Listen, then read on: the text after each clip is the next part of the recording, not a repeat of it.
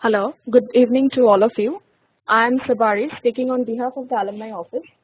Today's webinar session is on 7 habits of highly creative individuals, and it will be taken by Dr. Pavan Soni, who is an FPM 2017, founder and innovation evangelist, Inflexion Point Consulting. During the session, we'll be floating a feedback form, so kindly keep an eye on your respective chat pods and please fill in the form. I hope you all will enjoy the session. Thank you. Sir, you may now start off with your presentation. Thank you. Thank you, Sabri. I Yeah. appreciate that. So, welcome all from various parts, and I can see the number increasing, and I'm quite delighted to engage with all of you on this model. I understand that it's a Friday evening, and may chosen to stay with me and engage on this very important topic.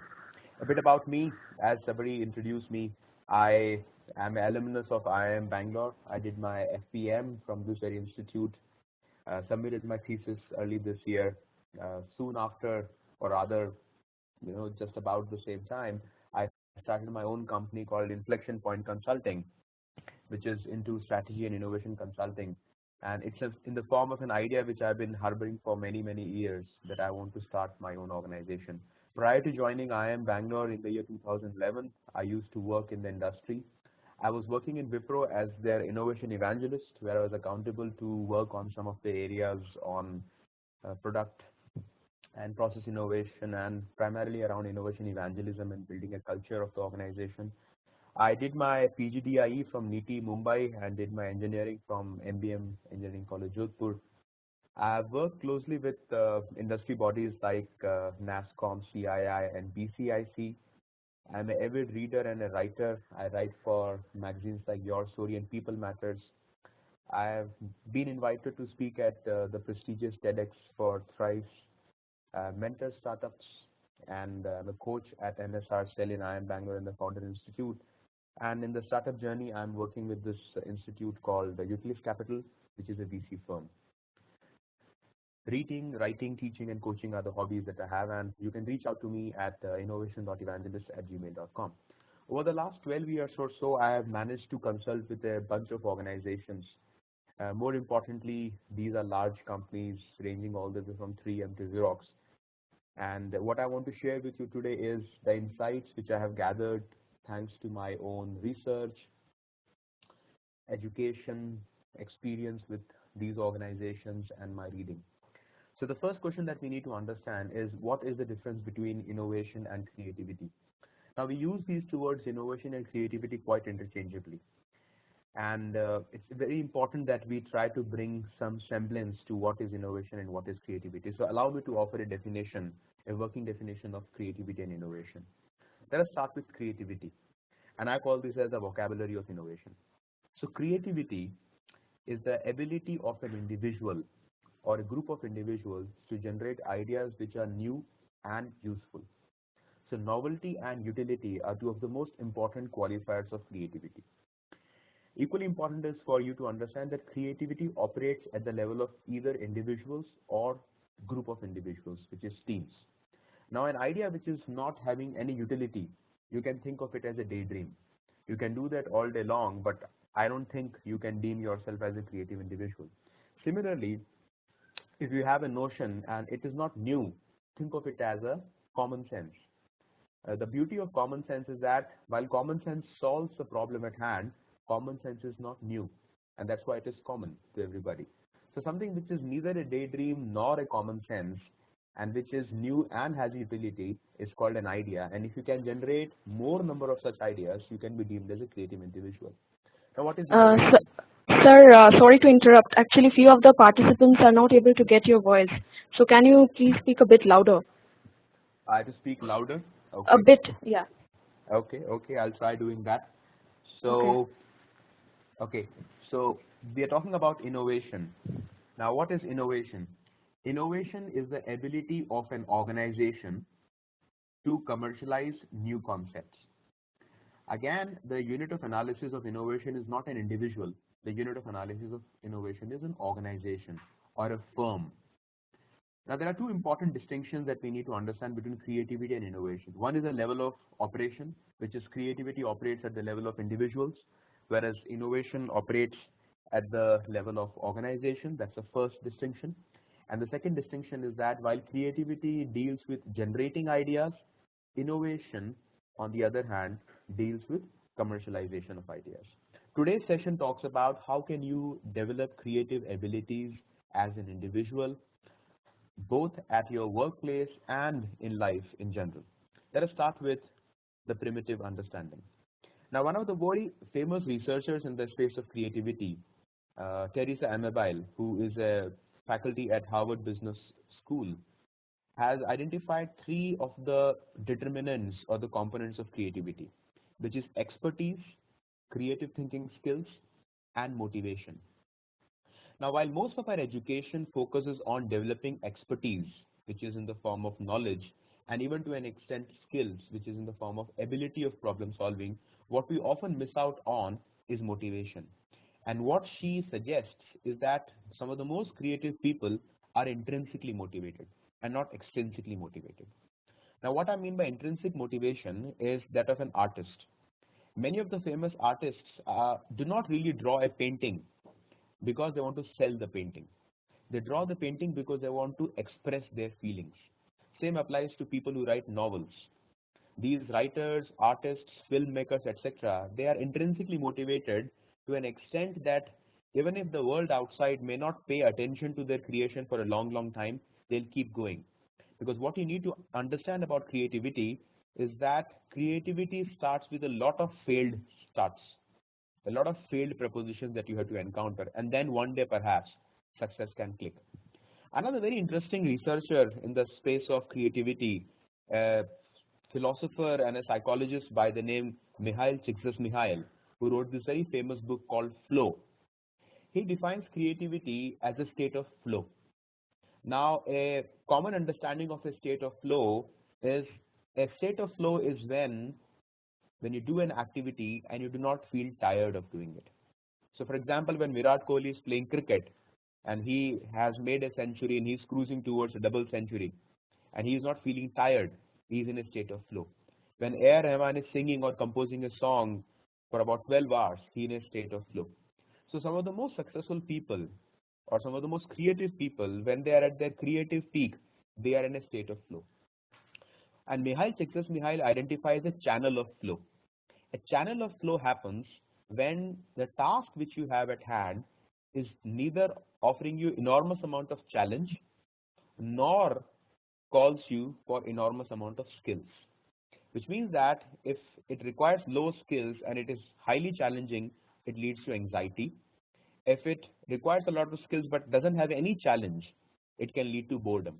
So a state when you neither are anxious about solving a problem nor you get bored is a state of flow.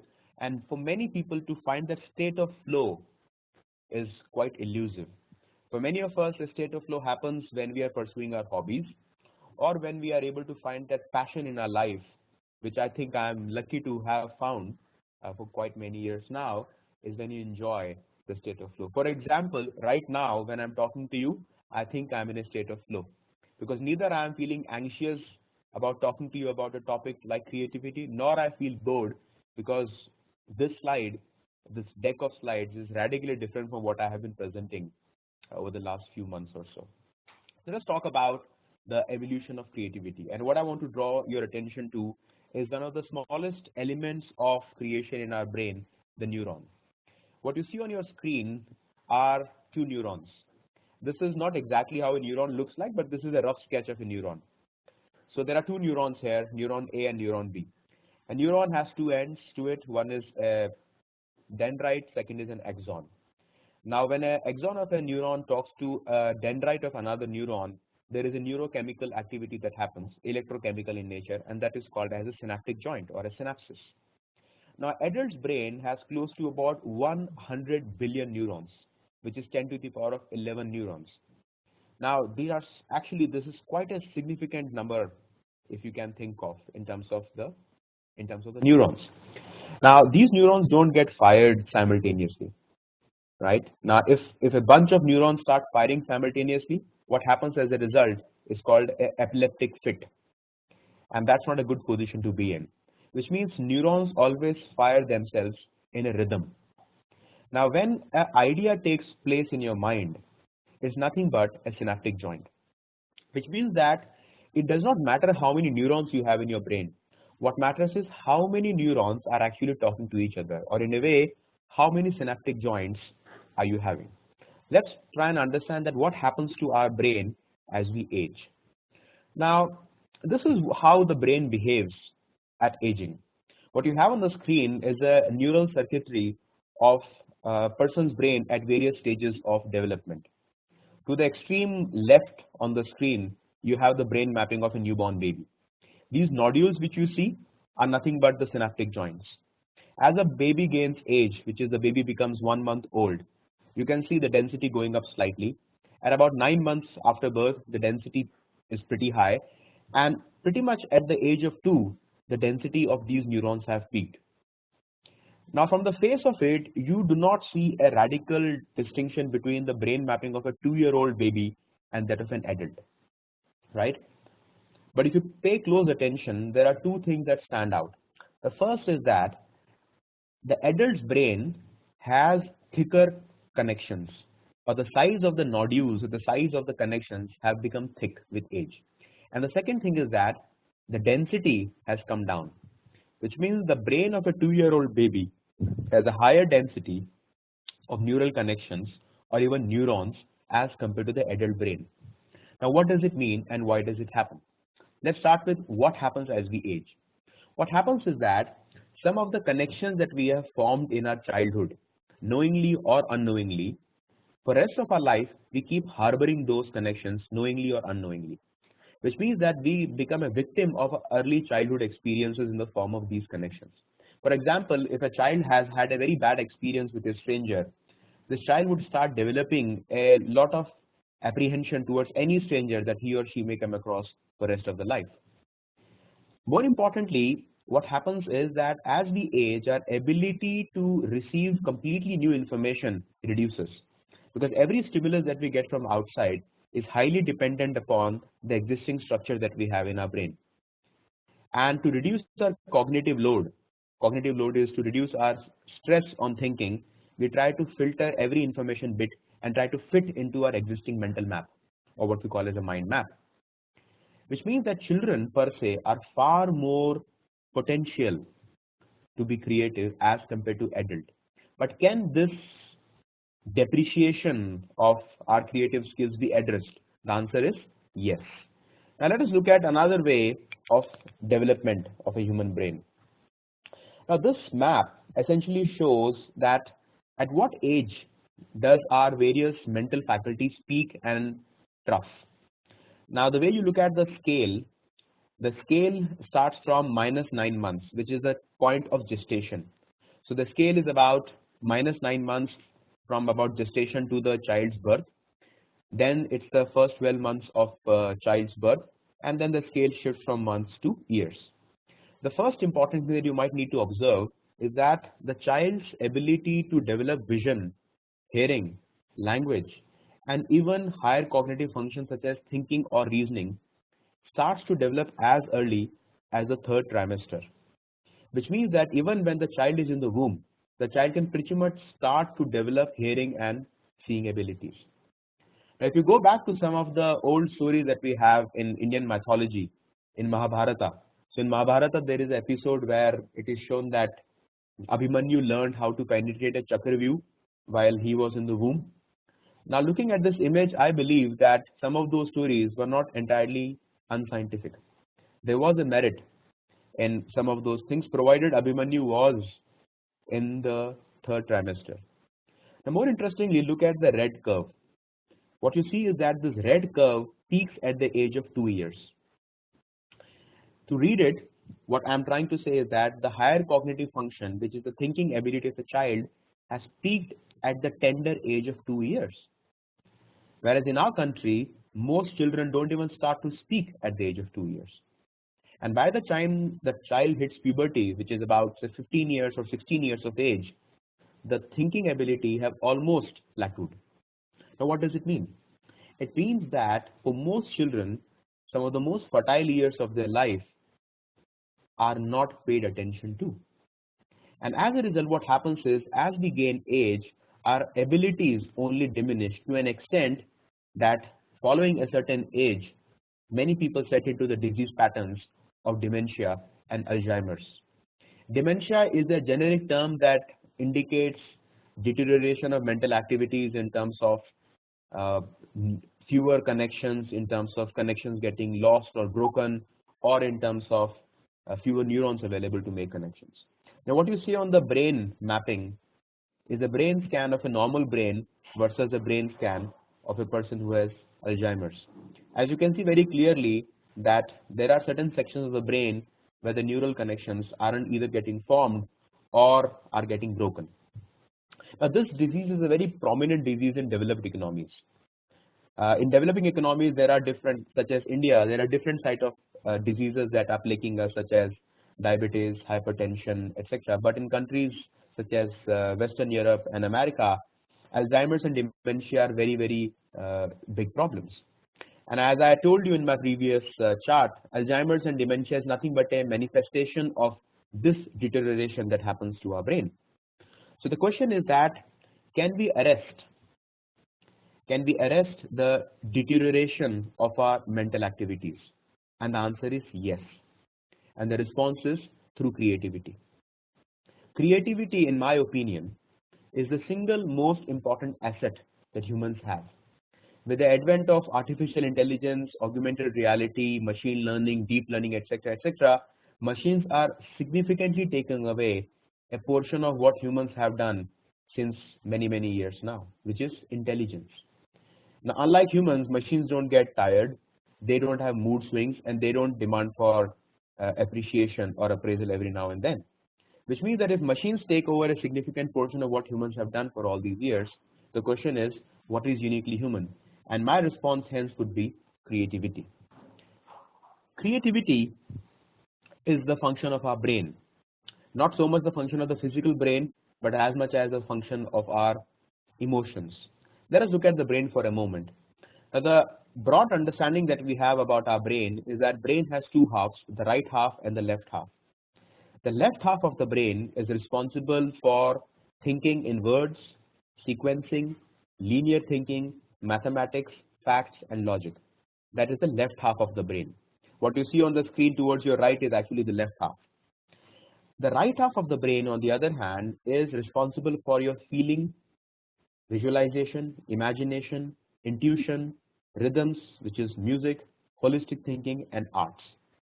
Now, I don't think I need to convince you that most of our education, most of our work, and most of our careers primarily leverage a significant amount of our left brain, which is thinking in words, sequencing, linear thinking, and mathematics. And this comes often at the cost of our right brain. I'm not suggesting at all that creativity is a right brain phenomena. The science suggests that creativity is not a right brain phenomena, but creativity is what we call as a prefrontal cortex phenomena, which is the front part of the brain, which is right above your eyebrows and in the middle part between your eyebrows, this part of the brain which is responsible for creativity. But what happens is that because a significant portion of our right brain is not put to use, creativity often takes a backseat.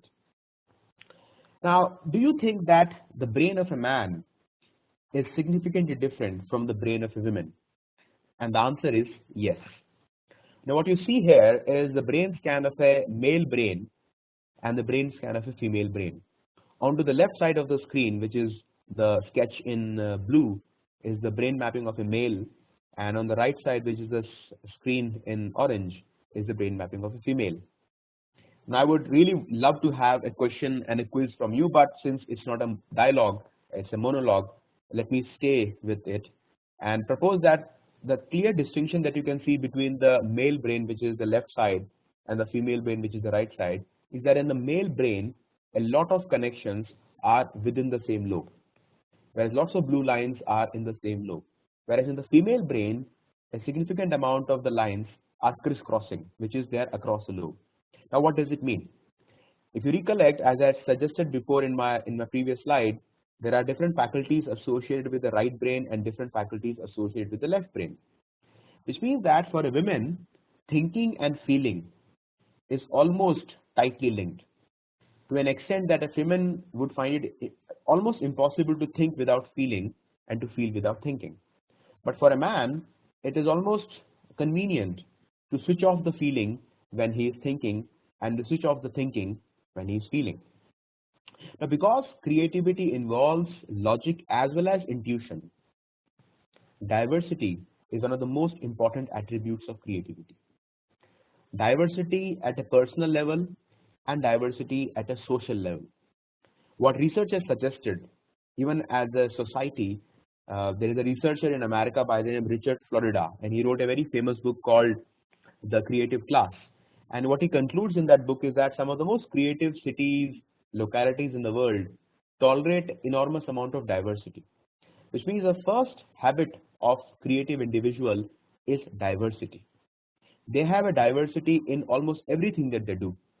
Diversity in the books they read, diversity in the food they eat, diversity in the people they meet, the places they visit, the hobbies that they have, etc., etc. Which means that they don't fear the new, they embrace the new. And if you're working in an organization, whether it's a startup or a large enterprise, please understand the importance of diversity. There is absolutely no point in having everybody working with you who is of your type, which is from your same institution, from your same academic qualification, from the same background. Gender is some of the most visible diversities, but there could be diversities around ethnicity. There could be diversities around education background, tenure, age, even sexual preferences. And I think a healthy organization should encourage diversity and not encourage normacy. Now look at this image for a moment. Now I'm sure you would quickly recognize this image to be that of Mona Lisa, the famous painting drawn by Da Vinci, Leonardo da Vinci. Now, would you believe me if I tell you that Da Vinci took more than 20 years to draw this painting? 20 years, about a time when the average life expectancy of humans was just about 45 years.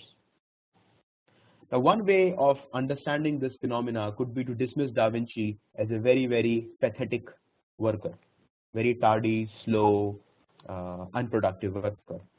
But another way of looking at it could be that while he was drawing this painting, what else was he doing? And the answer will surprise you.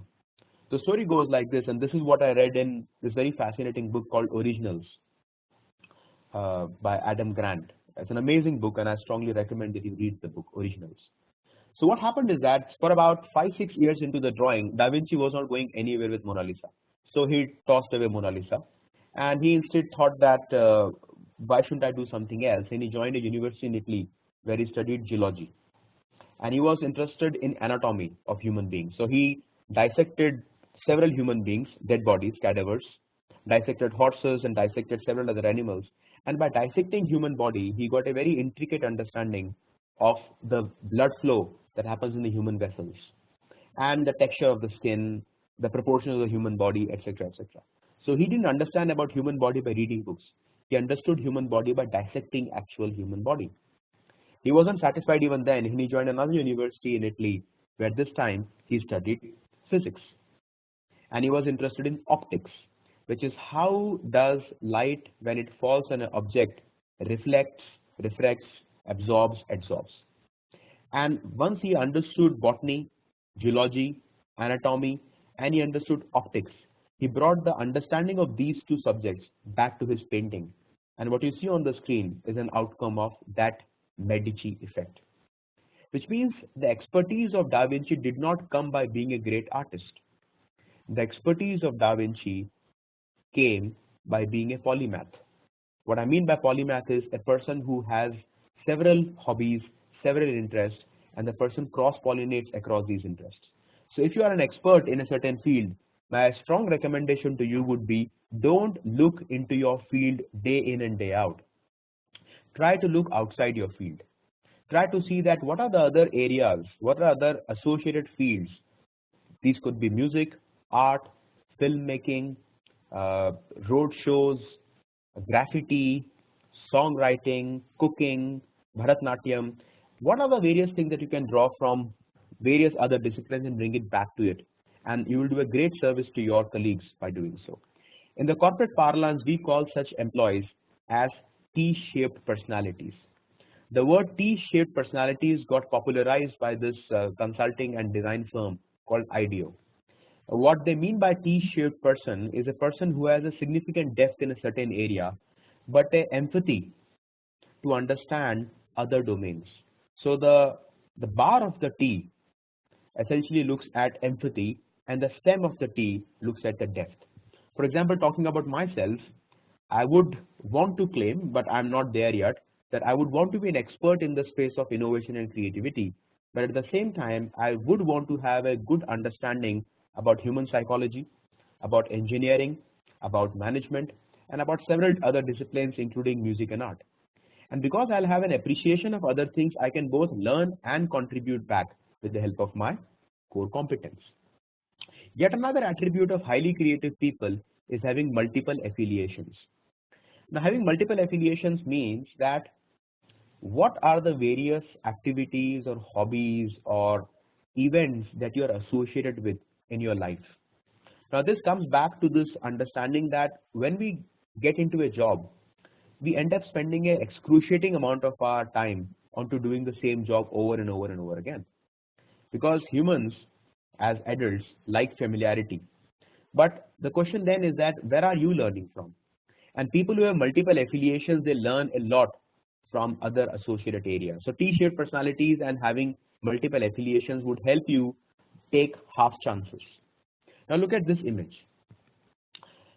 And look at Mahendra Singh Dhoni. Is one of my all-time favorite sportsmen. Now what Mahendra Singh Dhoni is doing essentially is taking off bails of the batsman in the flash of a second. 0.1 seconds is the reaction time. Now many times, 8 out of 10 times, perhaps the batsman may not be out. But 2 out of 10 times, the batsman will be out. What he's trying to do is he is taking a half chance. Same is the case with the Wright brothers. Wright brothers took half chances, and so many of them to an extent of getting their bones fractured and almost missing death to make the aeroplane fly. And they perfected the model that Da Vinci had drawn almost 600 years back. Or to the extreme left, you see the patent number 223898 granted to Mr. Thomas Alva Edison for his electric bulb. Many of you may know, but for those who do not, let me tell you that before Thomas Alva Edison perfected his bulb, he has had close to about 10,000 attempts. So he had 10,000 half chances before he perfected the bulb. And when somebody asked him that, aren't you fool to try this thing 10,000 number of times, you know what the answer he gave? The answer he gave is that even after doing it 10,000 times, failed attempts, I learned something interesting. I learned that there are 9,999 ways in which the bulb does not work, which itself is a knowledge. Which means that creative people do not fear taking half chances. They see a crack in the door and they'll get into the door. They'll not wait for the invitation. I'm not saying they are highly opportunistic in a negative sense, but they are highly opportunistic in a positive sense, that they find a small opportunity and make a career out of it. Look at this collage. Now, you may be almost knowing almost all the names on the screen, right? From the pair of Bill Gates and Paul Allen to the duo of Steve Wozniak and Steve Jobs. What you see is that these are all founders, starters of great organizations, great movements, and great art forms. Some of them worked in pairs, some of them worked solo. But the commonality across all these people is what we call as opposable mind. Opposable mind is a very important aspect of creativity. Let me explain the importance and the meaning of opposable mind. Now you see, humans have this opposable thumb. You know, what this opposable thumb allows us to do is that it allows us to hold stuff. Without this opposable thumb, you cannot hold things. Now it might be a very trivial thing if you think of it, but if you understand evolution, I strongly believe in evolution. If you understand evolution, you will realize that the evolution of human being can pretty much be traced to this opposable thumb, which we never had, and it came up. Now what happened is that the way opposable thumb allows us to hold things, opposable mind allows an individual to hold two very contradictory thoughts in their mind simultaneously. We call this as associative thinking, because ideas are born when you associate two very different things which are not supposed to be associated in a normal parlance. For example, look at Twitter. What Twitter did is that Twitter associated microblogging with a mobile phone application. The 140 characters that was hitherto allowed on Twitter was nothing but the screen size available in a BlackBerry, where you don't have to scroll up or down. But Twitter was not the world's first mobile application. Twitter was not even world's first blog, but Twitter was the first to combine the two. And as creative people connect the dots when others miss it out, and this happens through what we call as divergent thinking. I'll give you a simple example of divergent thinking versus convergent thinking, and how most of us are expert in convergent thinking and are awful in divergent thinking. And this can be traced back to our education, our employment, our culture, and upbringing at home. A simple example is this class teacher. Imagine I'm a class teacher and I teach mathematics in a school of fifth graders. I walk up to a school one day and I ask my kids, tell me what is 5 into 2? And bang comes the answer 10. 5 into 2 is 10. Now, what I have impressed upon is the fact that students memorize that 5 into 2 is 10. Imagine I go to a different class and this time I ask another question. My question this time is, kids, how many ways can I get to 10 by using any two numbers? This time the answer would be 5 into 2, 2 into 5, 5 plus 5, 10 into 1, 9 plus 1, 13 minus 3. You see, there are infinite combinations by which I can arrive at 10. And that is what I mean by convergent thinking versus divergent thinking. Your thinking does not depend on the answer. Your thinking depends on the question. If you ask a question where there is only one answer, then obviously people will try to memorize that one answer. But if you ask a question when there are multiple answers, then the people will be thinking about creating multiple answers. And that is a hallmark of creative individuals. And that is what Sir Ken Robinson, the famous TED speaker and one of the most famous advocates of creativity in early school education, Ken Robinson talks about, that we don't grow into creativity, we grow out of it, or rather we get educated out of it. So education, both at a primary level, higher level, and even in corporate education, often happens at the cost of creativity. And that's what Albert Einstein once very famously quipped, that imagination is more important than knowledge, because knowledge tells you what happened, but imagination tells you what could happen. Look at this image for a moment. Now this is a still from this very famous movie called A Beautiful Mind, and what you see is this very famous mathematician by the name John Nash, who won the Nobel Prize in economics for his work on game theory. Now for many years, scientists were puzzled with this very funny, interesting, intriguing finding, is that the brain mapping of people who are schizophrenic, he was schizophrenic by the way in his real life, is similar to the brain mapping of people who are highly creative. Which means that does it lend itself to the schizophrenic getting into creative, or creative people becoming schizophrenic? Recently, there was an article published in a magazine where the link between creativity and intelligence was identified, and the link is latent inhibition. Latent inhibition means that there are those dormant inhibitions in your head which always hold you back from doing things. Suppose I ask you a question and you know the answer, but you're not sure about the answer. So a person who has a low latent inhibition would still give it a shot, but the person who has a high latent inhibition will never speak the answer, because he or she is afraid that what others will feel and what others will say. Similarly, if you are going to a new place, a person who has a low latent inhibition will be very comfortable in walking up to a stranger and asking if there is a problem. But a person who has a high latent inhibition or high LI would not do that. Look at this chart. There are two cohorts, one with a high latent inhibition and one with a low latent inhibition. And again, there are two cohorts, one with moderate IQ and one with a high IQ. A moderate IQ would be something like about 115, and a high IQ could be something like 145.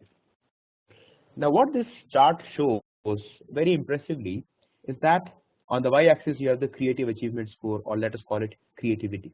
What it shows is, interestingly, that the people who have a low LI are far more creative than the people who have a high LI, even with a low IQ. To paraphrase it, the black region is a low IQ region and a gray region is a high IQ region. Yet these guys are more creative than the people who have high IQ, which means that for creativity, attitude matters more than intelligence. And yet, throughout our childhood, our upbringing, our schooling, our higher education, until we get into the job, we squarely focus on intelligence, often at the cost of creativity. And what I just told you a moment before is that with machines taking a significant portion of our life, future does not belong to the intelligent. I strongly believe that future belongs to the creative. And for you to be creative, you need to mutate. Now, one of the fundamental reasons why humans have survived for so long is because our body mutates. The mutation is not a deliberate process. I can't choose to mutate. Mutation happens. Now, mutation at a cellular level, the one which is in fitment with the environment leads to evolution, and the one which is not fit with the environment leads to something called cancer. Now, what is cancer? Cancer is nothing but a mutation which has gone wrong. The way human body mutates to survive and to evolve, the creative people also mutate to remain creative. The only difference is that unlike body where you cannot control mutation, in your mind you can control mutation. And you control mutation by doing things differently, such as taking your hobbies seriously. Look at this image. Now, you do not associate Mr. Albert Einstein playing a violin, do you? Perhaps not. You would imagine him solving a mathematical equation or teaching the kids, or his tongue stretched out, the very famous image of his. But very few of us may know that Albert Einstein was a very famous violin player. Now, what is violin to do with his creativity? If you study his work, biography written by so many other people, and his own work on ideas and values, you will realize something very interesting, that he attributes a lot of his discoveries and inventions and creativity to his ability to play violin, to an extent that by playing violin, he has changed the physical structure of his brain. Now, you might want to check out a YouTube video that talks about Albert Einstein and his hobbies and how he could change the circuitry of his brain to develop spatial thinking. Spatial thinking means thinking in space through his musical abilities, and that to many people has led to the creation of E is equal to mc square. Now, many of you may have kids, and you would realize that kids are good at arts, music, painting, and even mathematics at times. But when they grow, a lot of their attention is taken away from hobbies and put into something that will get them a bread, which is a profession. My parents did that. I'm sure their parents would have done the same. But now we are increasingly realizing that hobbies are a very, very important contributor to our life. And realize the day when you will get retired. At whatever designation you may be at, I'm sure you will get retired one fine day. And when you will get retired, I'm sure it is the same old hobby that you have left back long, long ago that might come to your rescue. So taking hobbies seriously, or let me say, you have to protect your hobbies from your jobs. Because unlike hobbies, jobs give you instant gratification. But unlike hobbies, jobs are always extrinsically governed. Other people govern your happiness from the job, whereas a hobby is completely governed by yourself. Another attribute of creative people is what we call as intuitive experiments. Creative people are very experimentative. They do not experiment to make money all the time. They experiment because they are not afraid of failure. This is a very ingenious experiment done by this very famous neurosurgeon by the name V.S. Ramachandran, who wrote this fascinating book called Phantoms in the Brain. Now, what you see on the screen is a person who has a missing hand. We call this as a amputee. Now this amputation can happen because of a disease, it can happen because of an accident, it can happen because of some medical requirement, etc. Now what our neurosurgeons discovered is that when somebody's limb gets amputated, the person has a itching feeling in that missing limb, an excruciating feeling to itch the limb that does not exist. Now how does a person itch a limb that does not exist, or what V.S. Ramachandran calls as a phantom limb? So for many years the procedure would be to perform a brain surgery and try to correct it, because somehow while the physical circuit at the hand has got short, the physical circuit in the brain remains open, and that is the painful thing.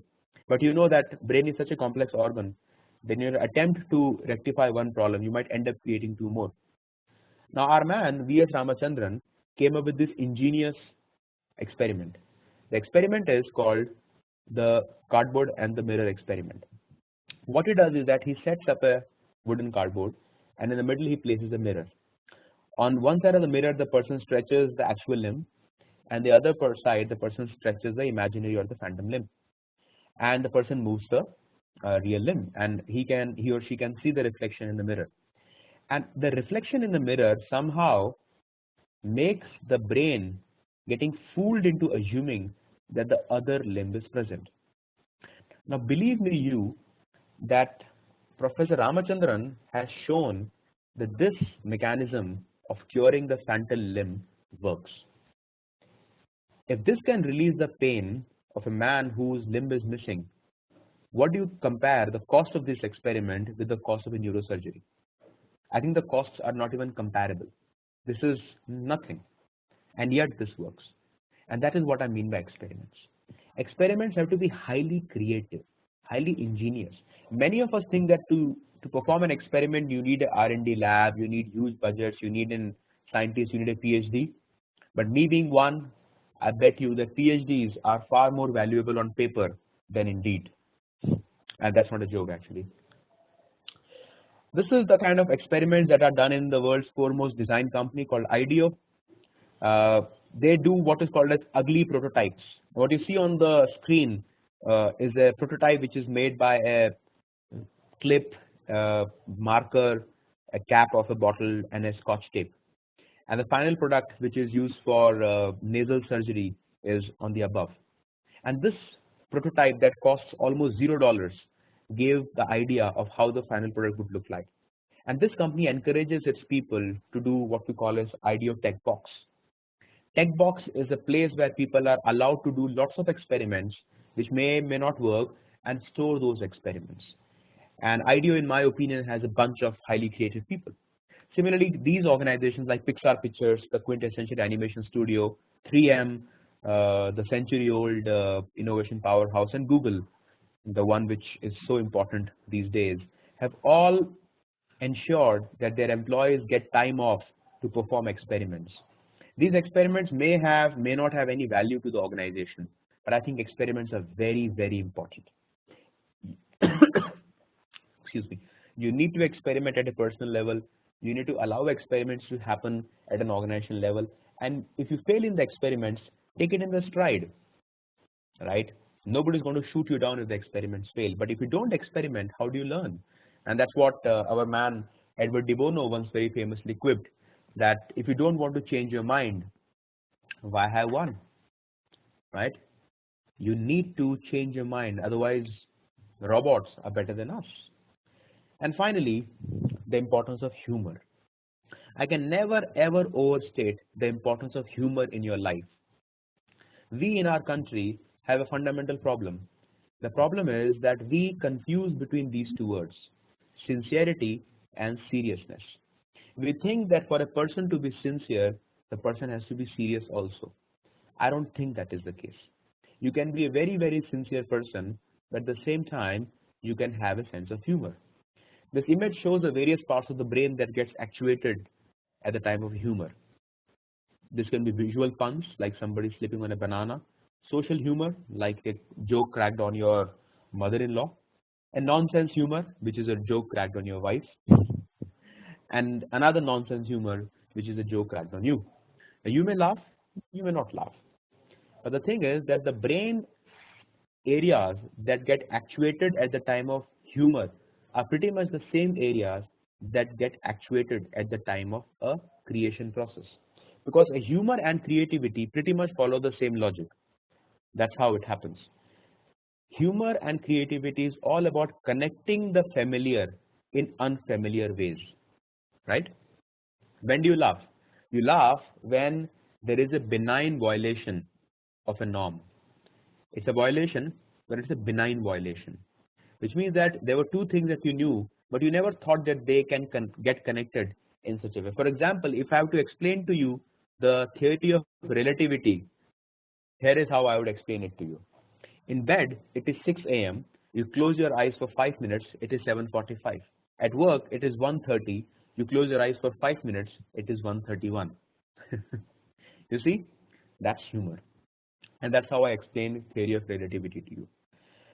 So, to sum it all up, here are the 7 habits of highly creative individuals. The first habit is curiosity. Be curious like a child.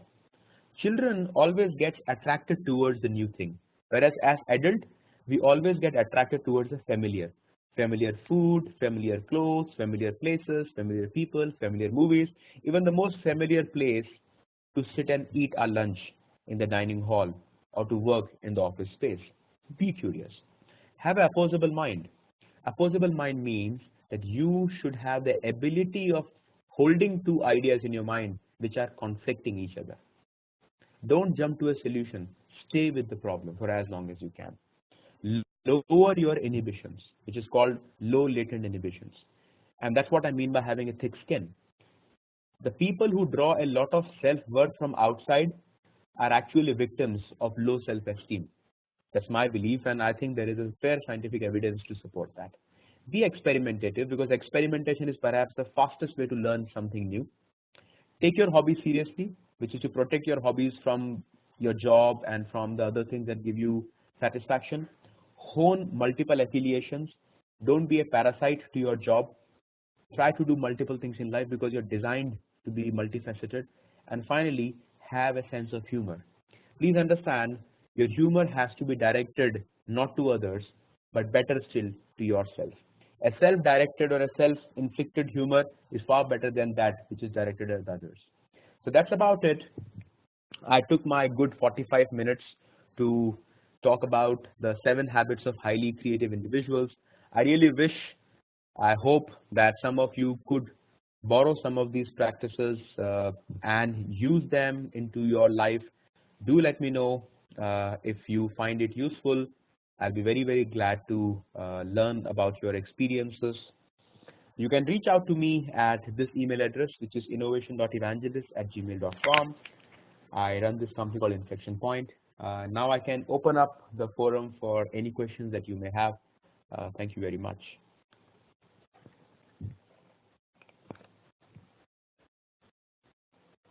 If you have any questions, you can please text them to me.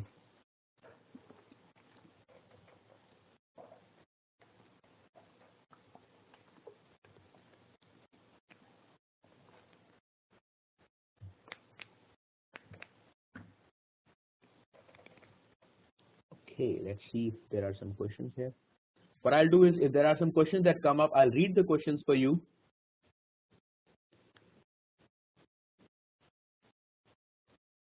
Please explain multiple affiliations with 1 or 2 examples again. So here is a very interesting question by Gopal Krishnan, who talks about explaining multiple affiliations. Multiple affiliations would mean that if you look at your last 1 week or last 1 month, try to think of the various things which you have done.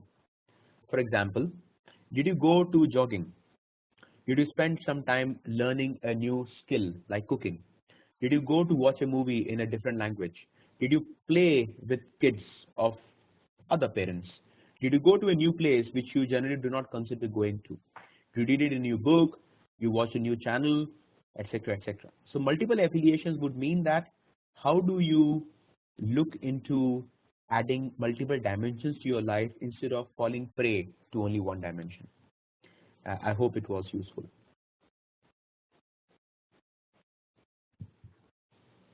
name of the books referred in the presentation. So there are 2-3 books that I can talk about.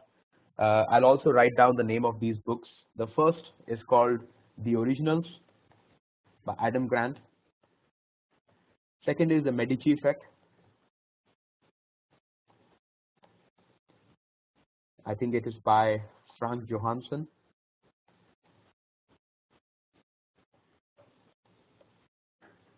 The third is Where Good Ideas Come From.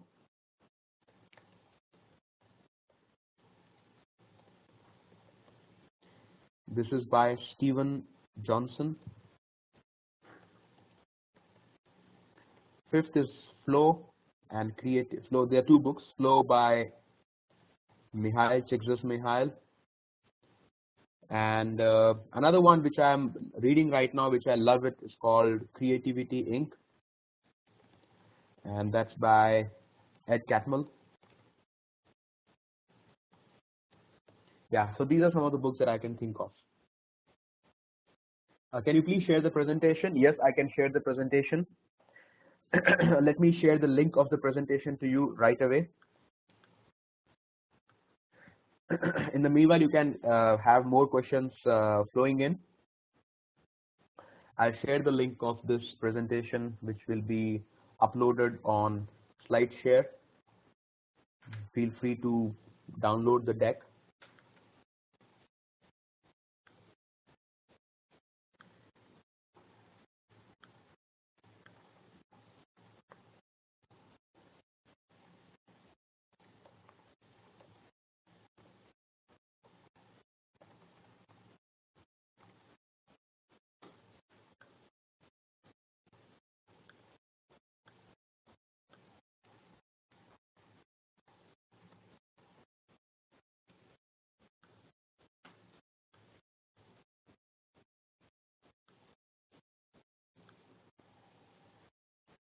Okay, what are the other questions that you may have? Right, so the deck is now available to be shared with all of you.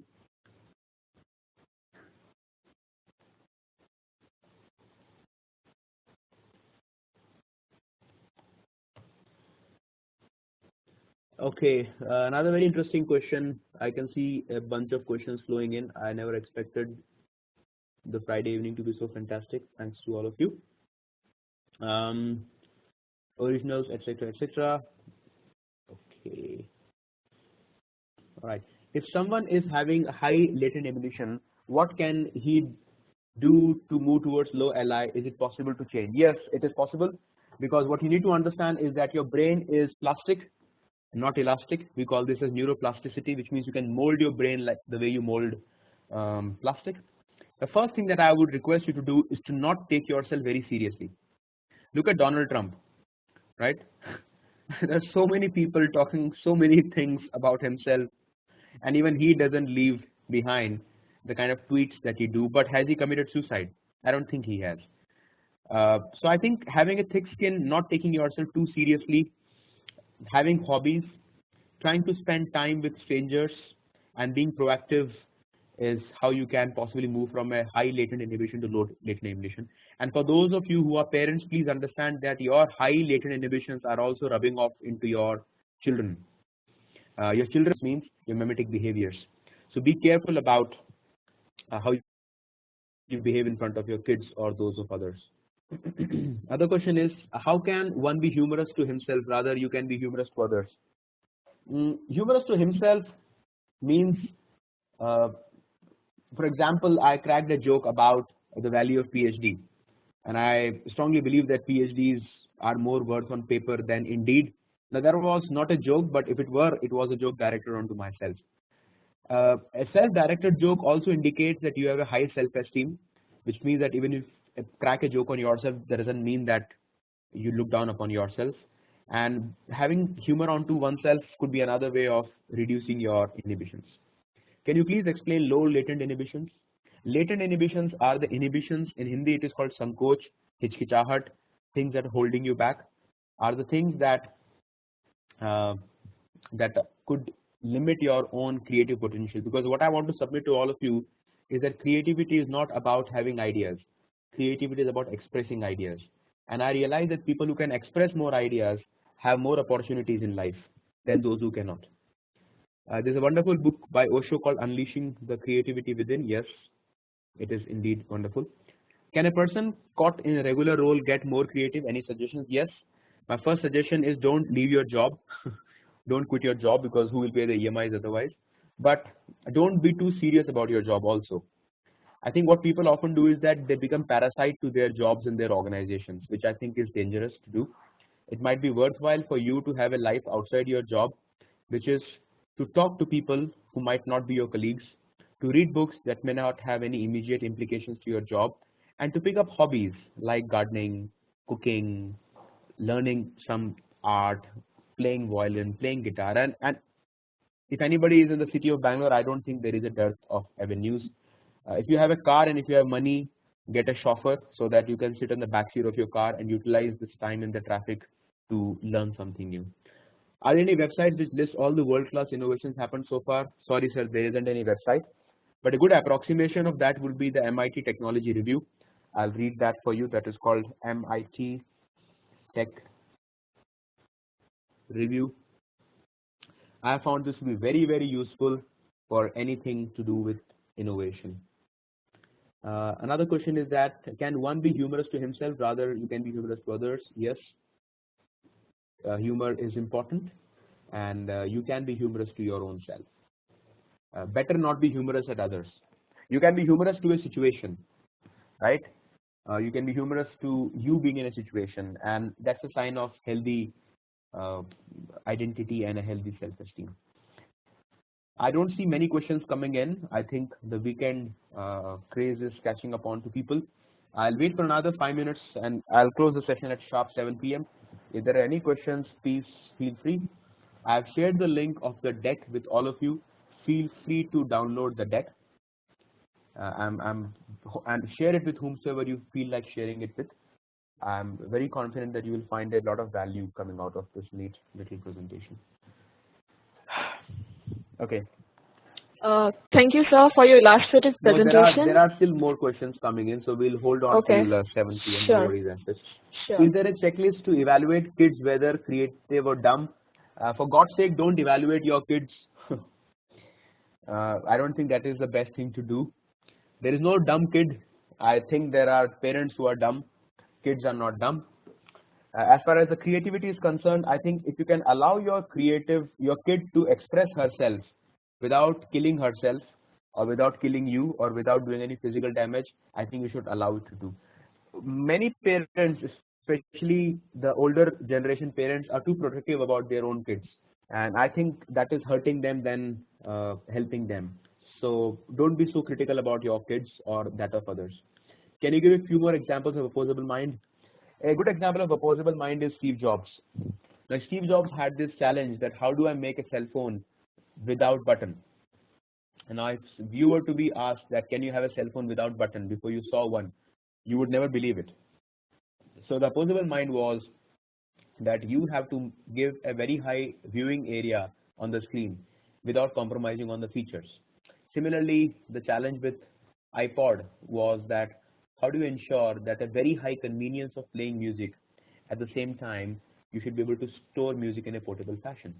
So opposable mind is about solving contradictions, and I think that's the definition of creativity. It's about solving contradictions. How long could you hold these ideas without jumping to a conclusion for a better outcome? This is a great question, Vivek. Most managers have the problem of jumping to a conclusion too soon. And when you jump to a conclusion or a solution too fast, what happens to you is that you are more often than not resorting to common sense or conventional wisdom, which is non-creative in nature.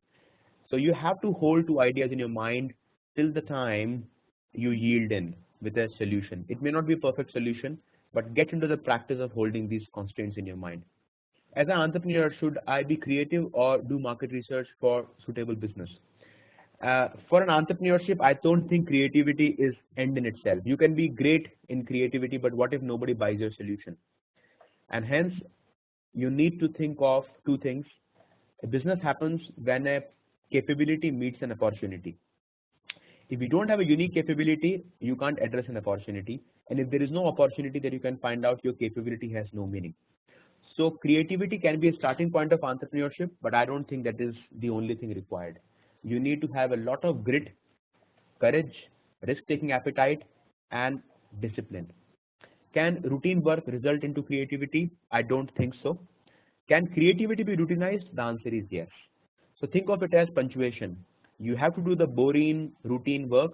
At the same time, you need to think of sparks of creativity every now and then. Any good example on highly successful and creative Indian companies and products from India? I think one of the most creative companies in India that I can think of is Biocon, which is into insulin and monoclonal antibodies. Another company that I think is highly innovative is Wipro in terms of the way they have made a culture of entrepreneurship. Titan and Tanishq are also very innovative companies. Mahindra and Mahindra is quite innovative the way they have come up with SUV 500. So don't look down upon India. Uh, India has amazing examples. Indian Railways is quite innovative. Our election commission is quite innovative. The way they have come up with Aadhaar card was an innovative thing. So there are lots of examples around. Paytm is innovative in the way they have used these QR codes to do mobile transaction. Is creativity necessary for innovation? Yes. Creativity is a necessary but not sufficient condition for innovation. Any other question, guys? Let me leave you with my email address.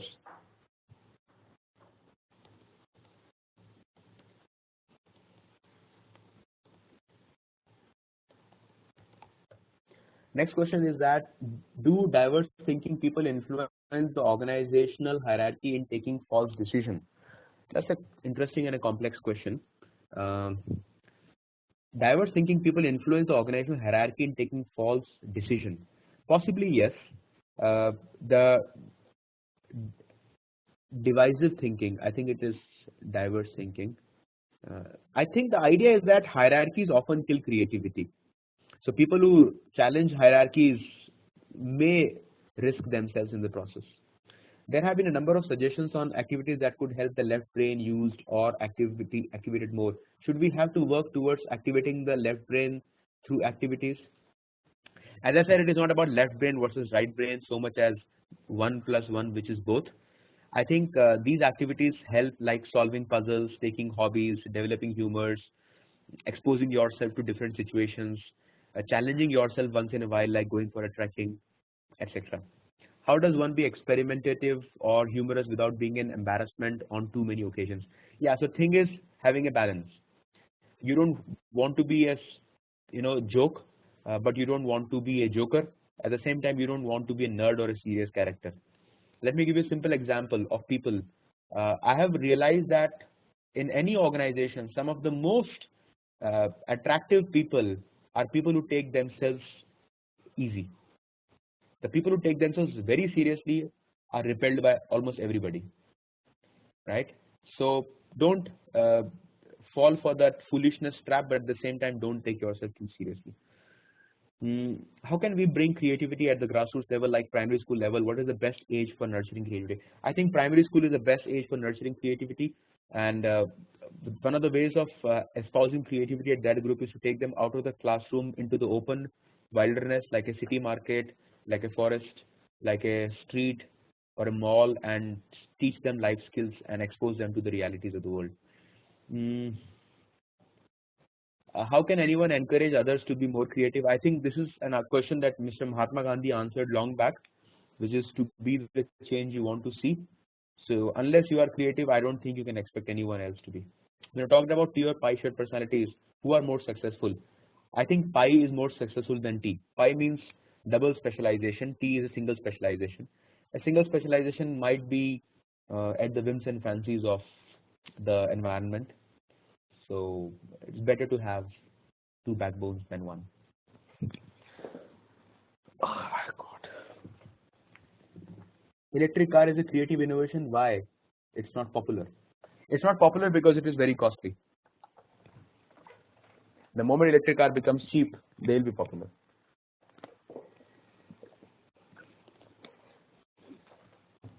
It's also a logistical problem on battery replacement.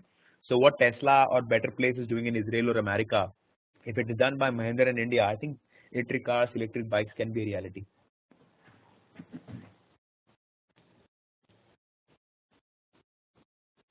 I think I'm cutting into your evening time. Lovely. So let me call it a day.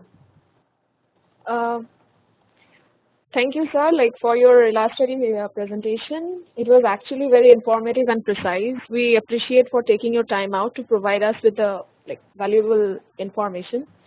And to all the attendees, thank you so much for your enthusiastic and active participation. Please fill in the feedback form that has already been floated some time back. And once again, thank you for your active participation once again. Okay. Thank Yeah. you. Thank you. Take care. Bye. Yeah.